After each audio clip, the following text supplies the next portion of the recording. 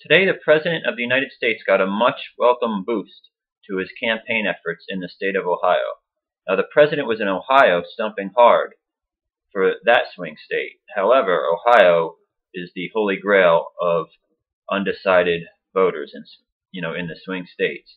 The President still has a 3-point lead in the state, but Romney, having closed the gap in Florida, North Carolina, and Virginia, you know, that leaves the President in a position where he really needs to win Ohio and, mathematically put Romney's chances into dire straits.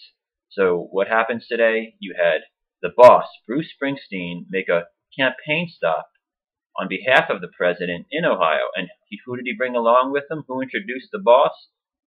Bill Clinton. William Jefferson Clinton. He proclaimed that I've had like 20 jobs since becoming president, but this is the first time I ever opened up for the boss. Now, Springsteen, while he was strumming his guitar, and in between blows of his harmonica, he gave a little campaign speech. He said that he's there to stand up for women's rights, and he said that he's proud of the universal health care legislation that the president put into place with Obamacare. He also pointed out that the wage disparity between workers and employers is unfair, and he believes the president is the one going forward to help that agenda.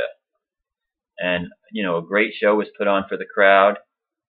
Workers, middle class, swing voters, undecided people in Ohio, I think, will gravitate toward the message of the ex-president and the singer, Bruce Springsteen.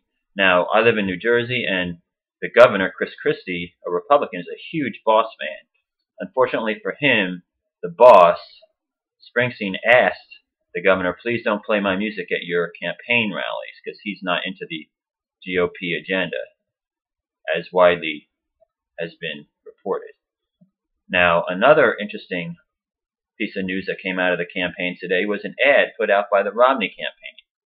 This ad has a lady proclaiming that Mitt Romney doesn't want to, change the law or make abortion illegal, and that he wouldn't overturn Roe versus Wade.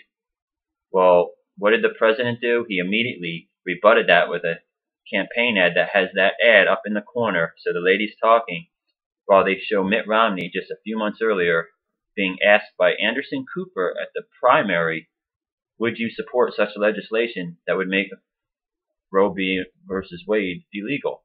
And he says, I would be delighted to pass that bill.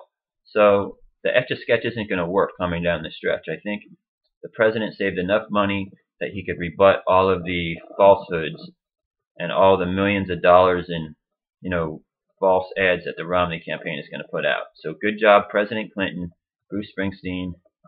Let's take this home. Let's win Ohio and re-elect the President of the United States.